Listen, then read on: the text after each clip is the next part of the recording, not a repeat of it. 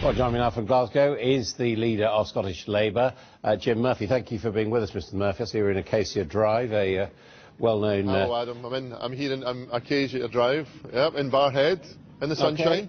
Okay. Nicola Sturgeon says you're desperate. Are you desperate? No, what we're doing is reflecting the truth and the facts. What we've published today is a dossier, and it's a dossier not of Labour Party statistics, and not even of SNP statistics.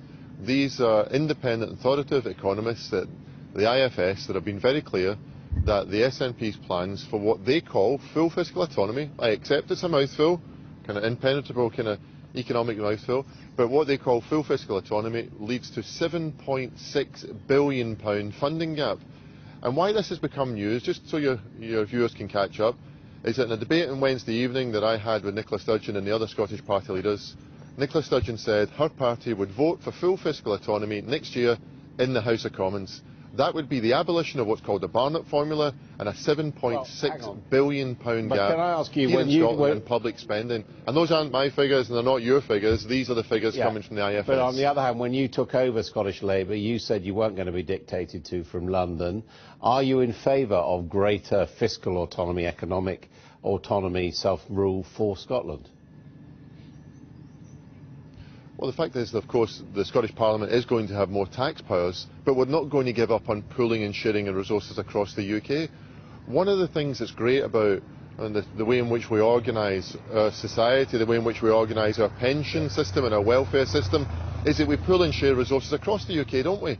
Yeah. But what the SNP are suggesting is that Scotland cuts itself off from all of the other tax-raising powers and all of the other revenues all across the rest of the UK. No, hang on, wait a minute. That's £7.6 billion. That's why they're called the Scottish National Party, isn't it? Because they believe in independence and autonomy. And all you're doing with this document is simply rigging the terms on which that separation would take place. And it could be that there could be a different balance in the separation. Incidentally, I'd call it independence rather than separation, but if you want to call it separation, that's your choice. But look, this isn't about the referendum. This isn't about last year's debate. It isn't about last year's disagreement in Scotland. People who voted yes and people who voted no in last year's referendum, they both wanted change.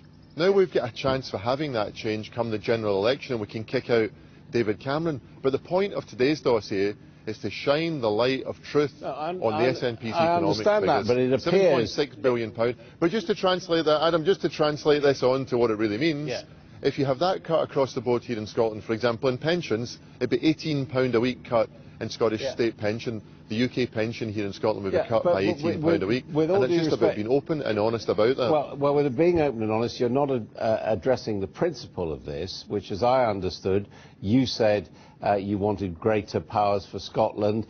Gordon Brown said he wanted home rule. And what you're now doing is saying, well, the consequences of that would be terrible, therefore the SNP are terrible. It seems to me that you're confused. No, I think, Adam, I know you're accidentally confusing yourself by what you're saying. What we are saying, the Labour Party is saying there should be more power for the Scottish Parliament, but we would never give up on the UK state pension system, and we will never give up on the UK welfare state, and we would never give up on the Barnett formula that shares money.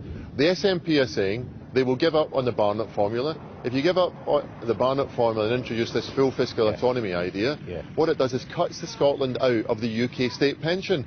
And this is about the SNP being open. It's the end of the UK state pension here in Scotland. Now, I know the SNP will say it's all scaremongering and all that sort of thing. It's nothing of the sort. They said that when we talked about the oil price last year, and look what happened to the oil price across the UK. But just quickly, from the vantage of the rest of the UK, you're saying the rest of the UK should go on paying the extra to Scotland?